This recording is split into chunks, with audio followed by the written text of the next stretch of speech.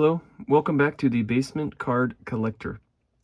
Today's video is going to be my second video of my vintage sports book reports. And here you see a book about the late great Bill Russell. He just passed away on July 31st, 2022. This is my second video. I have a Mickey Mantle video that was my first book report. Book report number 2, Bill Russell. He is well known for his championships, his incredible list of accomplishments and highlights. For example, I think most of us know an 11-time NBA champ. He's a 5-time MVP, a 12-time All-Star, All-NBA, All-NBA defensive team. He led the league in rebounding. How about this? He was on the 25th NBA anniversary team. He was on the 35th. He was on the 50th, and he was on the 75th, which just came out this last NBA season. So he has stood the test of time without a doubt, and every time they make an all-time list, this guy is on it. I think we know that.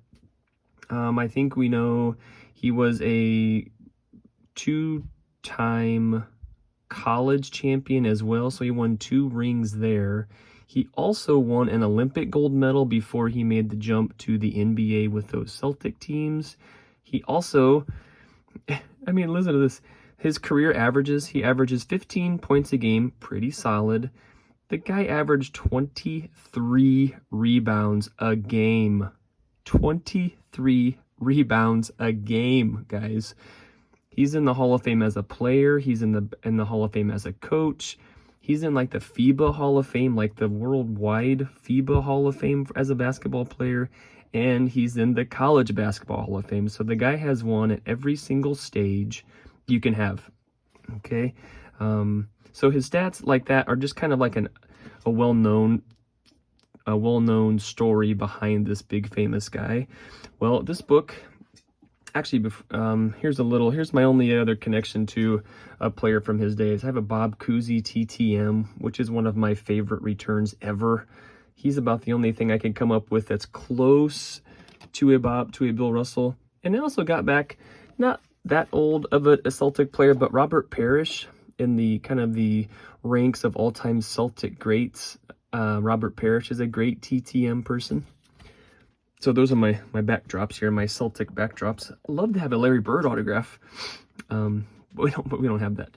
But this book report about Bill Russell, I would like to spread some news or some stories that aren't maybe the so well-known stories. You just assume Bill Russell, man, everything must have been peaches. He from this book is from 1974, pretty beat up.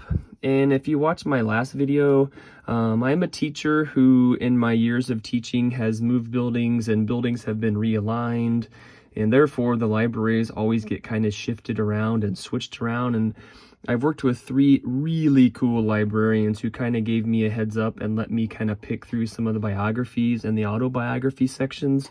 And I've saved several books just like this. So it's kind of beat up. You can see this is kind of even more sad, more cool. Also, here's a big discard stamp. Poof. Throw it away. Nobody wants this whole book about Bill Russell. So I came and swooped it up, and now I have a big bookshelf in the basement of the Basement Card Collector. Tons of these whole books that I've read. I'm going to share some facts that maybe you didn't know, or maybe you don't know about the very famous, the very, very important person of Bill Russell. So this book, written by Paul J. Deegan in 1974. Here we go. There's the whole checkout system, if you're familiar with that, kids. Used to be a stamp and a little stamp pad, and you'd ka-chunk. You can see first checked out in 74. The last time in it looks like maybe in 93. So that hung around for a couple years before they said, get rid of it. What a cool picture. That would almost be worthy of like cutting and hanging out if something ever happened to the book. Just a really great photo.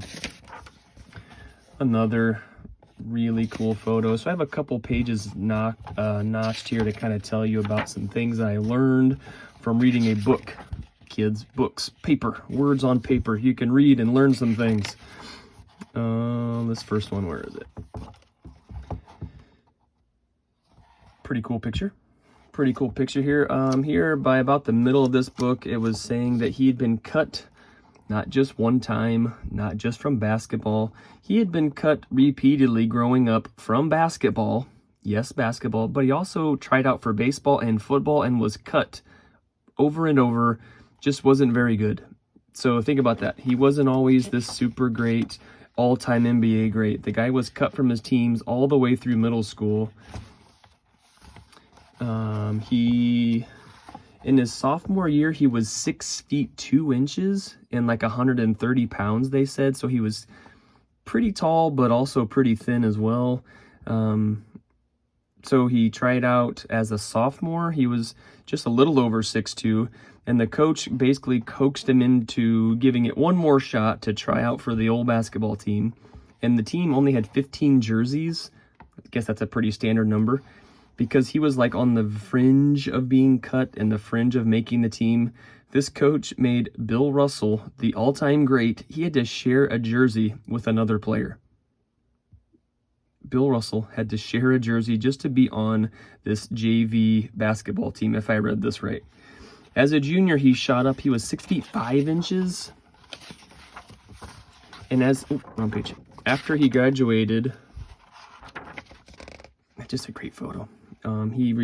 After graduating high school, he received one scholarship to the little school of the University of San Francisco. Pretty cool picture here. All he did there was lose one game and then win 55 in a row. 2 championships. That's pretty well known. He went to this little school, and his freshman roommate, I learned from the book, Casey Jones. Later on to go play with the Celtics also, and he also became a great coach of his own. 2 Hall of Fame players living in a little dorm room for the University of San Francisco. Pretty cool.